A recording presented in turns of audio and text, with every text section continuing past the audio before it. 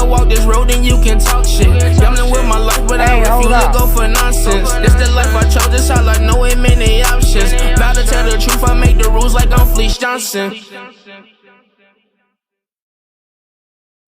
Hey, what's up? This is Big Lee with Hustler Spirit. What's up, Fleece?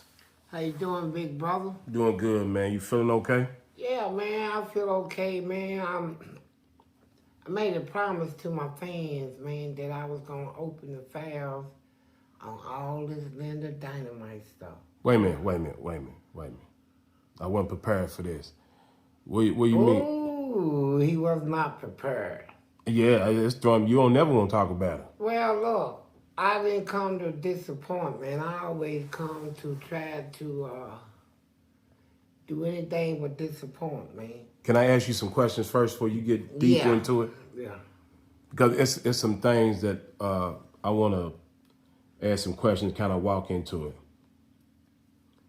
Because it can be pretty lengthy if you're gonna tell the story. But what was the nature? What was your mentality when what's going through your head when you sitting in the hole and you saying, you know, when I get out? How was it before you got out of the hole? No, it was before. Okay, so you in the hole, you thinking of the next stage of your life, obviously. You done already determined you're gonna be in there for the rest of your life. That's a given. Right. But what part of your mind, what's going on in your mind that says, when I get out of here, I've been fighting and everything, but now I want to be domestic. Okay, I'm gonna tell you. And submissive. You got a lot of it right. Now, my mindset was, like I say, like you said, I'm at the time now where I'm never getting out of prison. I came to prison with 10 years and I done picked up 40. You know, and I'm in the hole. Now they tell me I got 27 years to do in the hole. And so I'm like in a hole right now, at that time I was about 8 or 10 years in. My name, I done established myself in prison now. My name is everywhere. I'm known for being a fighter. You know, known for this fighting and just, you know, being the bad of the baddest. You know, I got respect from everybody. I'm at the top of my pinnacle now where I can just do anything I want now. I got money, I got drugs, I got whatever. It's the sex thing. So, before I made my decision, I done already been sneaking around doing stuff, you know, gay stuff. But now that I'm already feeling like I ain't never getting out now, I'm already convinced I ain't never gonna see the streets no more. So really, to me, I ain't got nobody to answer to, really, you know. In her gay stuff in prison, it's like, at that time, it was so acceptable, encouraged, you know, everybody, you know, sneaking around doing it.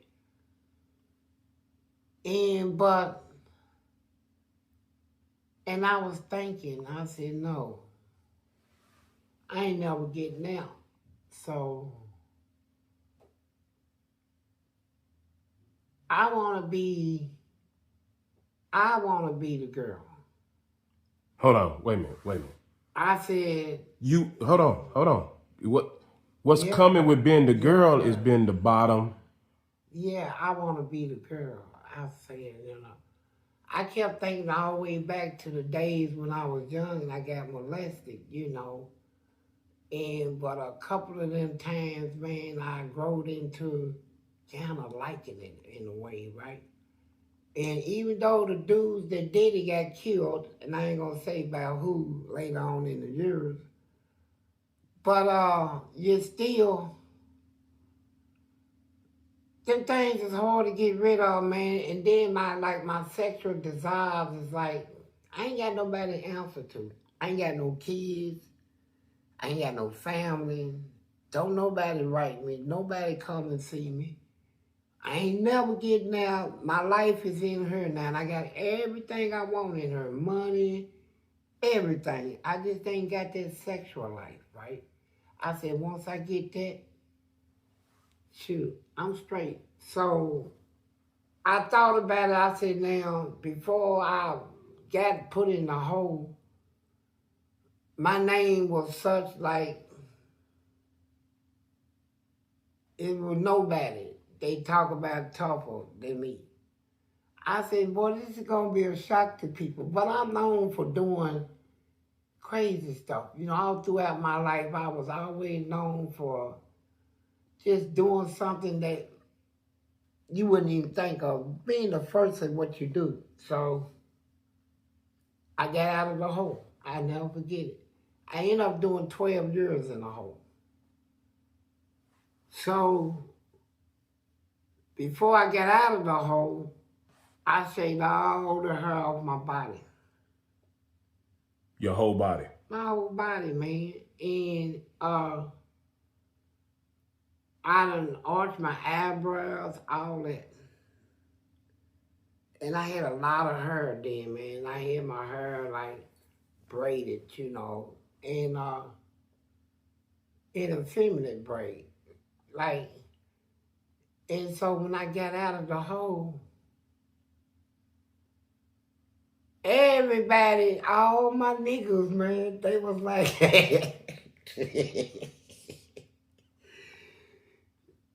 they looked real hard like, who the fuck is that, right? And people said, is that you, Fleece? I said, yeah. I said, I changed my name to Linda Dynamite. Where did you come up with that name anyway? I don't know, just some, I don't even know. But let me finish the story, because I started thinking all that, I stopped talking and just say, fuck it. I ain't saying nothing else about this shit, right? And so while I'm in a good mood right now, so it was about 50 blacks and whites called me over to the side, man. They said that I did so much time in the hole, and they heard about how them people tortured me, man. And they was torturing me over, and I fought through some impossible battles to win. I won. And they saying that I fought so hard over her that it messed my man up. And I'm talking about inmates, man. It was like a couple of them had tears come out of their eyes, man. They was like, man, they messed his man up, man. Man, you ain't no girl, man. You my nigga, man. My nigga. All that stuff. So I'm looking at all this, right? So I'm realizing that, yeah, a lot of people hurt. A lot of people that, you know, they were hurt. And so they put it out all over the yard, man, that if anybody catch anybody trying to hunch up on me or get with me, they kill them. This went on, man. And everywhere I go, man, they wait on me when I come out, man. And I come out still like it's clean shaven and all that. Put on some tight stuff. And I look at them, man, they be smoking, man. Then one of my niggas, he's real. But see, like I said, I do whatever the fuck I want, man. And like him, he said, my nigga, tears come out of his eyes and shit. He said, look, man, you never been a bitch, nigga. You ain't never gonna be one, nigga. I'd rather die than you put me in the hell. Police, I'm ready to die, nigga. I'll make you fight me every day, nigga. And I knew he meant that. You know, so right then and there, ain't no more rap about all this shit, nigga. Let me show you I'm still there. So I took the fight to him. You know, ain't no, man, let's talk and all that, man. Just go straight in it, man. And I knocked him out 3 times, man. Before a nigga walked away, nigga, you can't do nothing with me, nigga. None of you niggas. So you beat him up as Linda Dynamite? Yeah. And so, I mean, I tell all my niggas and shit, man, I do what I want. It's what I want to do with my life. You know. And so, I wrote letters and sent letters home to my daddy, man. I ain't like my dad. I wanted him to, really I wanted to hurt him, right? I would send letters and told him, I said, look, man, don't send me no money, man. I said, I'm a girl now. And, you know, I got a body. You know, I sell my body, all this stuff. He showed my mama all that. I'm known to go to any extreme, to any extent, to get to you. If I'm fighting you, whatever. I violate all rules and stuff. So, the girls was mad about it because they like, here's the man that been whooping us, now done transformed into a sissy. Now, the worstest thing you can ever have done is have a sissy whoop you. That is one of the worstest things you can ever put out, that we getting whooped by a sissy. You know, so they came to me themselves, the girls. We got some doctors that want to talk to you. I said, talk to me about what? You know, the impact of the amount of years you spent in the hole. I said, first of all, listen, man. Y'all torture me over there. Y'all waterboard me. Y'all torture me. Y'all, I got maced over 1,800 times in 12 years. I got tased over 2,300 times in 12 years. Y'all had me naked. About 8 years out of the 12, y'all had me in a cell butt naked with nothing. No mattress or nothing. So, and we fought. You know, y'all fought me nasty and I threw feces and shit on y'all for 12 years, man. Until y'all made it a law where it was a felony. I made over 60, 80 girls quit their job. I fought hard. I fought alone. I fought as foul and nasty as they want to be. I said, so what y'all talking about? Well, you know, Mr. Johnson. I said, no, it's Miss Johnson. Well, Fleece, we think you might need some help because you was a man when you went to the hole. Now you are. I said, look, I'm whatever I want to be. I said, what I am now, I said, I'm never getting out. And society think that they won because they put me in the penitentiary since a child. And I growed up in here. Now I'm never getting out. But you know what? I got control of this prison. You know, I'm making all the money. Yeah, I'm making over $10,000 a week. Every week. More than that. Gambling, winning, and man, I'm doing my thing, sending money home. Making all kinds, doing all this gambling. I just didn't have a sex life.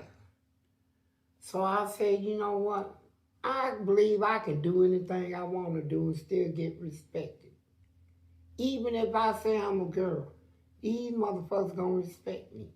Everybody.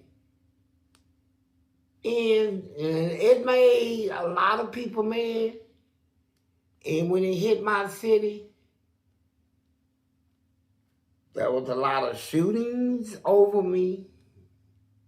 And Cotton did a lot. I helped a lot of people, man. I fought a lot of battles, won a lot of battles. I was like a hero. I don't want to be nobody's hero. Leave me alone. I live my life.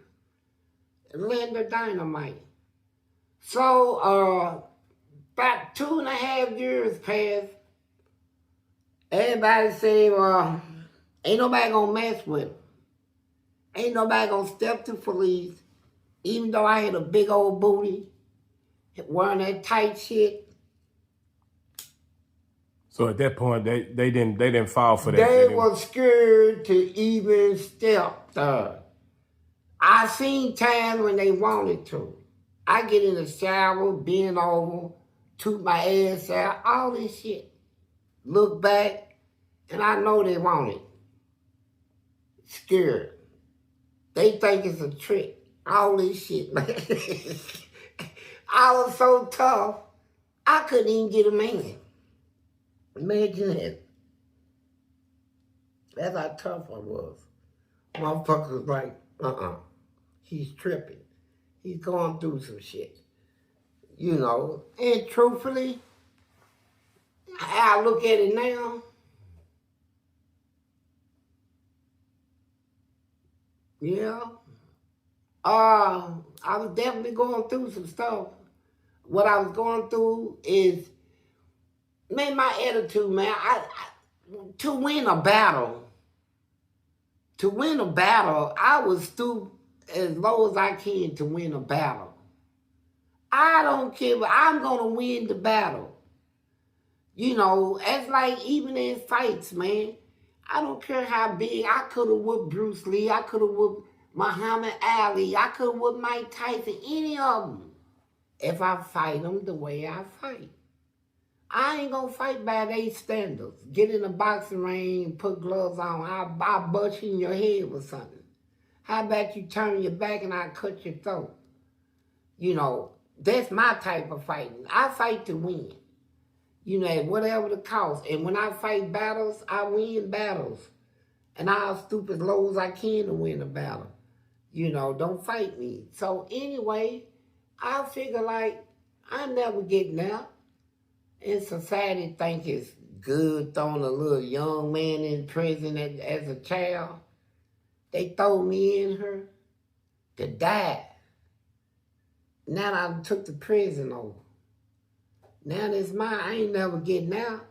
But I'm going to do what I want in her. So I think I'll live the next 10, 20 years as a female. You know, I'm going to live between every world, both worlds. I couldn't even get a man. Motherfuckers scared of me. So about 3 years went by. I'm still walking around, Linda Dynamite, all this. All my niggas keep an eye on me. And then, you know, I'm doing squats and stuff. I was doing 3,000 squats a day. Every day on my legs, man. And I started out doing 100 straight. Then I do another 100 straight. You know, women. And then I pop it down to doing 50. And then come back and do 50. Walk down, all the way down there, stop, do 50. Walk all the way back down until I get to 1,000, then I'm done. Then after lunch, I'll go through 1,000 again. And then when that lock goes up, then when we come out for dinner, I get my last 1,000, and I make it 3,000, take my shower, and I'm done. And so you were saying about women, what? Yeah, women now, they concentrate on squats to make their butt bigger. Right. Is that the reason you was doing it? No, I did squats, man, because I had squats strengthens your body to where, let's say if I'm getting ready to get in a fight, usually sometimes I get nervous in a fight. And my legs shake, right? When it shakes, it's like it shows you got fear or something in you, right? And then if you hit a person that got wobbly legs, he's going down. So when I straightened my legs up, man, it took all the fear stuff out, man. You know, now I can stand up under a punch, right? You can hit me with a punch, you know, because of the strength in my legs and stuff. Now, as far as my booty, I always did have a butt. I ain't gonna lie, a big one since a child. And so I didn't do squats for that.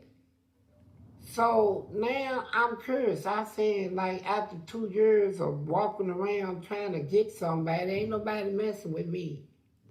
They saying, come on, Fleece, man. Come on, man, this ain't you, man. Stop this, man. You know, you lost your mind. You did 12 years in a holding people.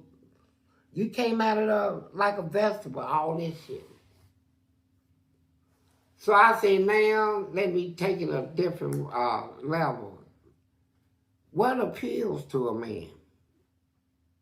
I said, big booty, small waistline, thick thighs or figure, a butt that can bounce when you know, twerk walking, you know, shit like that. That's what appeals to men and shit, the way you sit. I said, and really ignoring them. You know, putting something on and walking past them, popping it, and ignoring them like they ain't there, makes them pay attention to you. So I changed my technique, and I always had good smelling stuff on and stuff. People call me, hey, Fleece, you gonna play some poker? And I said, yeah. And then all I want to play with, though. That's what you would say to him? Yeah, and leave it in the air. And so while I played poker, I ended up winning all the shit, right? And my poker game is that, and I win. Usually in my first, you know, I was a houseman, so I got to pay. I got 4 people at my table. 5 at the table is the limit.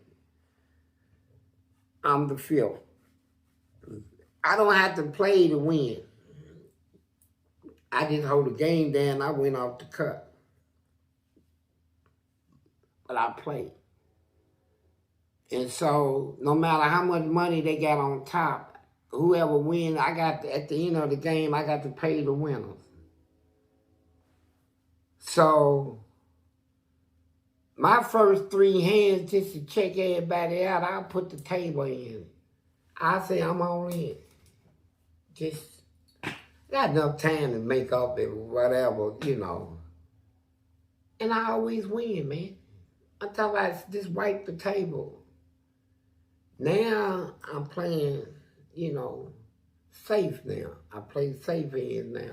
Fold when I need to fold and don't call, and I don't let nobody build a hand, right? I'm not gonna sit there and let you build a good hand on me. I'll put you in right there and let this go from there. Make you fold your hand and stuff. And then at the end of the game, here they come. I know they ain't got the money to pay me. They're gonna have to send me some money orders, like canteen and so, but they come like this. Fleece, can we work out some money orders? I said, yeah. I said, your bill, I said, as a matter of fact, your bill came to $3,500. I mean, that's what you owe me. You know, we added up. He said, yeah, I know. I said, and I know you can't send that to me all at once, which means interest gonna slow back up on it. Pay a little. You know, like you be in debt with me forever, man. I said, so, I said, I don't know what to do. And look at him. Then I see a lust in his eyes. So I said, okay. Now, it's you Linda Dynamite, though. Yeah.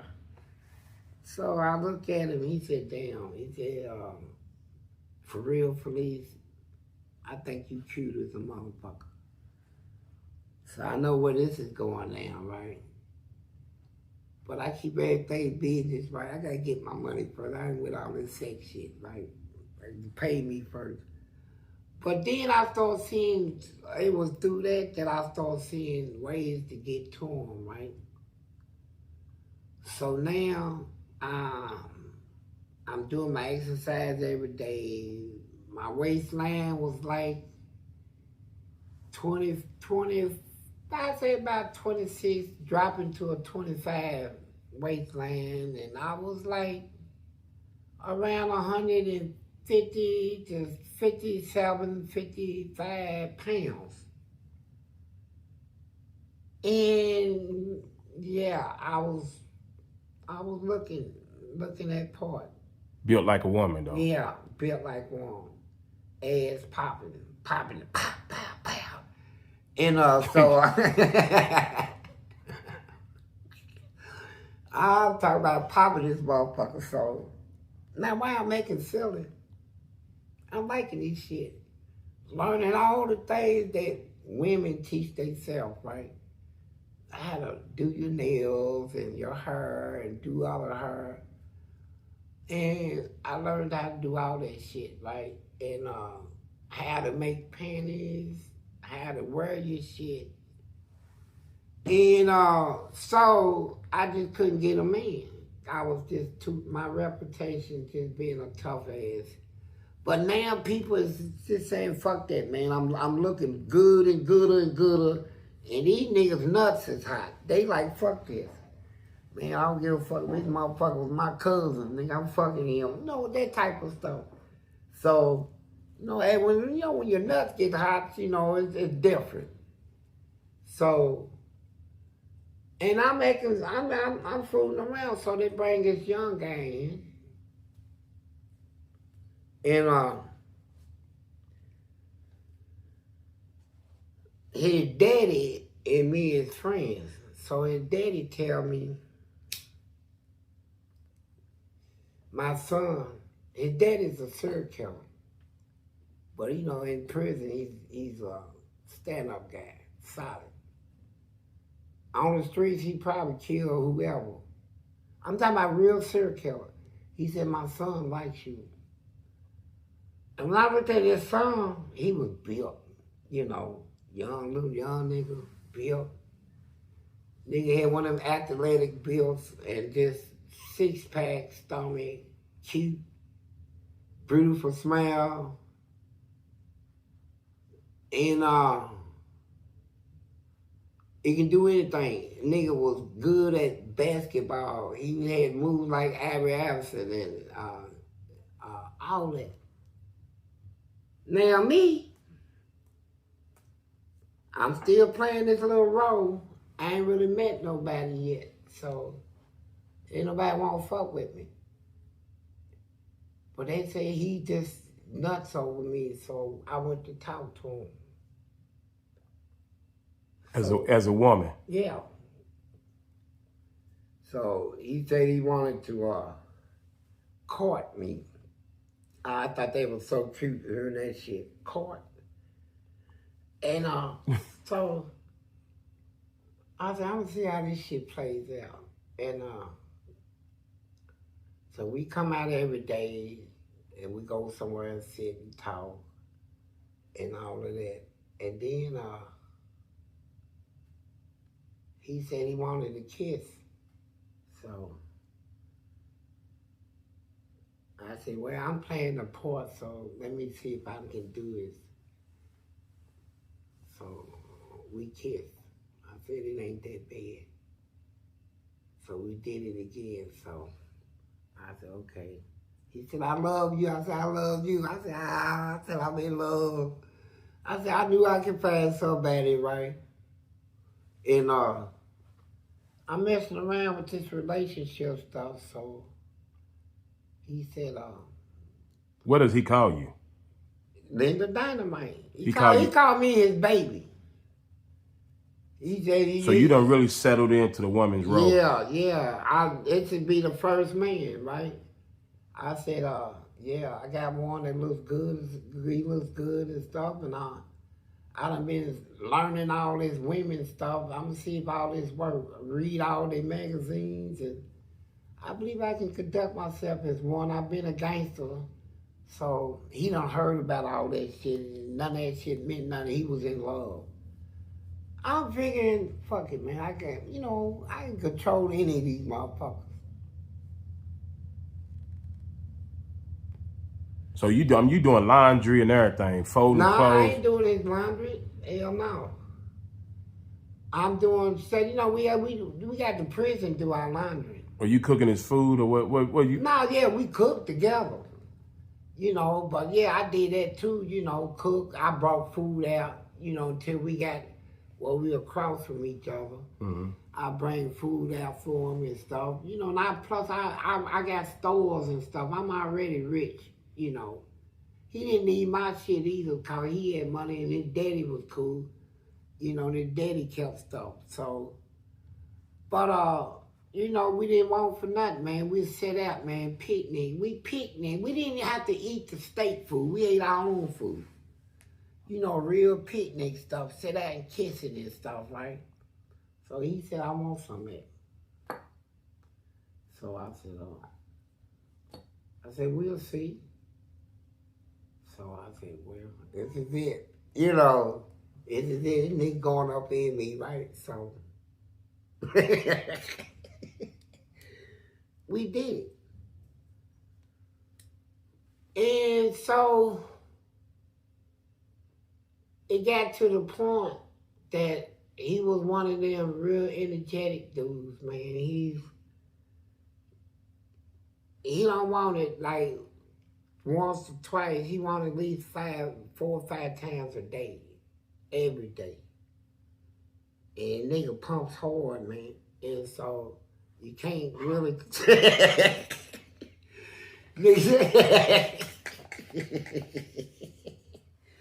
I said, and you can't, try to control this. And so you learning what ladies go through with niggas, right? You got a nigga and you see how these niggas are and shit, right? So you like, damn. So it's like that. So he turn you up five times a day. And then all of a sudden, all this shit, I started out like, this ain't shit, right? This nigga, I ran into a nigga that really actually fell in love with me, right? So now this nigga won't fight, nigga stole me. Set up. Hold on, wait a minute. Domestic violence in a relationship? Yeah, that nigga got real jealous. He like, I want you talking to nobody. I said, hold up. You got me fucked up. That nigga said, bam! You my woman, motherfucker. I said, So we fought. We went to the hole. Soon we get out, we sat down, and he said, look, you want to go your way and I go mine? I said, yeah. He said, okay. Stole me again, so we get in the fight. Go back to the hole. So I said, okay. Damn, you was a battered woman. Nah, he get his ass tore up, man. Fuck all this female shit, nigga. I'm coming out in the man shit now. Fuck his shit. So when we come out of the hole the next time, I said, this is it, man. I gotta, ain't no Linda Dynamite, nigga. It's thug life, nigga. So so I swore on him, and we went back to the hole.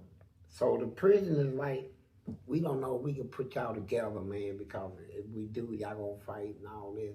I said, no, we all right. They let us out. I went to him again, stole him, So then we got on the walk together and the hole came out. I went straight to him. We fought on that walk, right? So we gonna fight every time we meet. So I'm turning it up. So now he writing letters and shit, talking about he don't want to fight no more and all that. I said, man, I can't believe this shit. I'm in a thug man state now, right? Ain't no women and none of this. It's survival at the finish. Ain't no nigga gonna put his hands on me, bro. So I went and I said, okay. So they let us out of the hole, put us out there together. He'll walk the loop, we'll speak. He'll go his way, I'll go my way. And about 3 days, that shit worked out, and I'm thinking, it's cool, man. That nigga done got over me. I'm done with this shit. I'm thinking. And I'm saying with my back turned, here he come. Bam! Steal me. I said, oh shit. This is all. It's crazy hearing about a toxic relationship, two men like that. No, he told me, he said, no, you can never get rid of me. You gonna be my woman, all this shit. I said, nah. I said, you know what? I'm getting ready to hand you yours right here, buddy. And I told my niggas and shit, man, don't even let the girls break this up, bro. And I went hard, man. That time I went real hard, man. I followed him until I finally knocked him down. Then I got on him. And I was beating him and shit, man. I was trying to kill him right then. I said, I'm gonna kill him. Then somebody said, man, they come and go, they running. The goers were.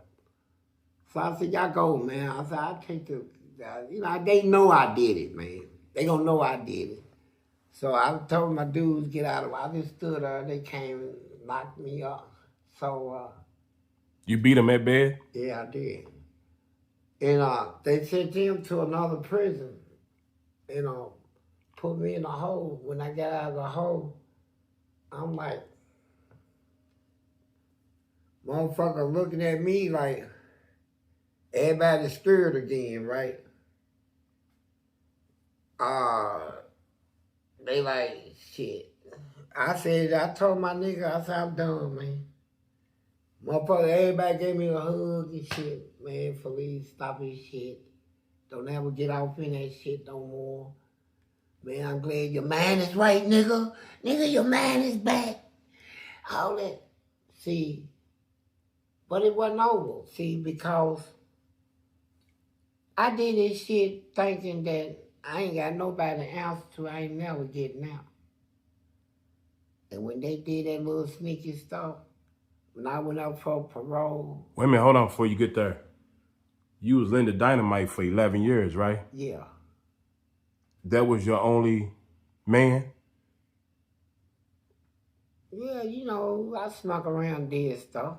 But you wasn't in a relationship with nobody as a woman besides him? Yeah, no. And so, listen to this. I'll speak that on another level. All right. But the point is, man, two things they don't like in prison. A baby raper and a rat. Anything else you want to be, they can work with, as long as you respect people. And throughout my incarceration, I got nothing but man love and respect from white people, racist people, gangs, everybody, no matter what I did. But that learned me a lesson, man. And when I decided to stop, it was a lot of factors incorporated into that. At the time I stopped is when AIDS came out, as when we got a new administration that now they cracking down on all this stuff. And then they got rules now that if you get caught in a sex act in prison in Kentucky, they would contact your wife or your family and tell them, on the phone that they caught you in a sexual act with a man, And so, it was a lot of stuff went in the factor of me saying I'm done. But I'm thinking, hell, I'm living in prison the rest of my life. I ain't never getting out. Only people know what I've done in her is the people in her. And so people on the streets hear shit, but I don't have to see them no more. But when I went up for parole and cussed the parole board out, and then people said, we still give you parole, and that I was going home the next day. I said, oh my God. Well, I got an answer to that when I hit the streets, right? But I'm like this. I done did so much good in my neighborhoods, in my city. My name, I left a name that was so good, man. I have always been seen as a solid person. Straight up, just solid, just real, fearless, unpredictable. A lot of people say crazy. Subject to do anything at any time, they say. But I always looked upon as being solid, man. Now, since I've been out, I had dude come to my house. Big bag of cocaine, heroin, bags of it. Everything.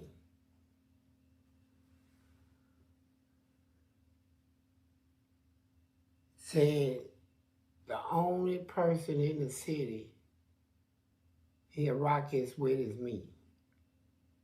All these other niggas is fake cutthroats or rats. He can't trust them, But he knew I was solid. And even in prison, under the Linda Dynamite thing, I had gangs. All of them. You can think of whatever gang try to recruit me.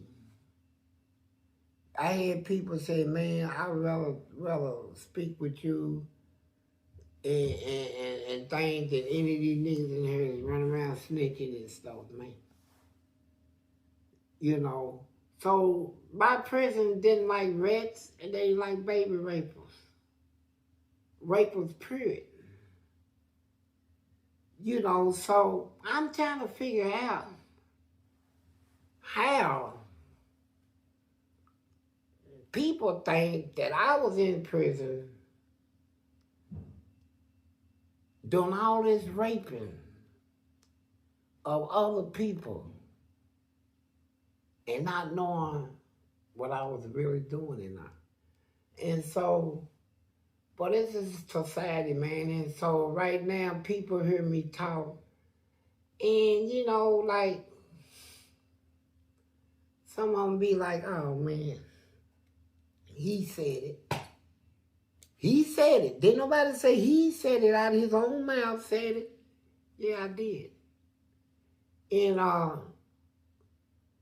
one thing I'm certain of is that I don't need nobody's respect. I respect myself.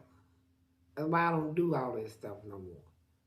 Things I did as a kid, things I did when I was in an ignorant state, I don't do no more. And so if I have anything a person can speak on, it'd be that I smoke weed. That's it. Nothing else. I pay bills, taxes, I work, do honest living. I don't get in nobody's affairs or business. I'm always out there helping people. I'm still that solid guy, man. I just went through an experience that I'm sharing with you, and I'm not lying about it.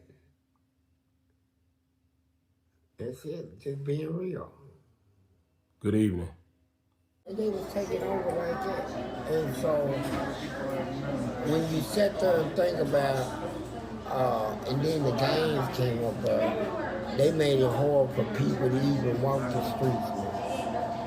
People getting killed and everything, man, and just brutal killings and stuff up this. And the gangsters took over, man, and then they left they the one that created the ghetto.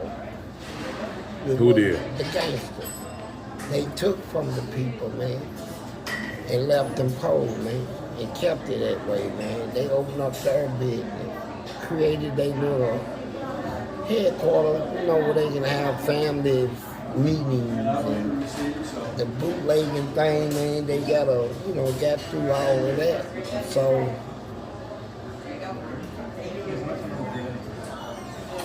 for years they've been claiming they gangsters. Everybody get put to the test, right? And so, my thing is, when the truth come out,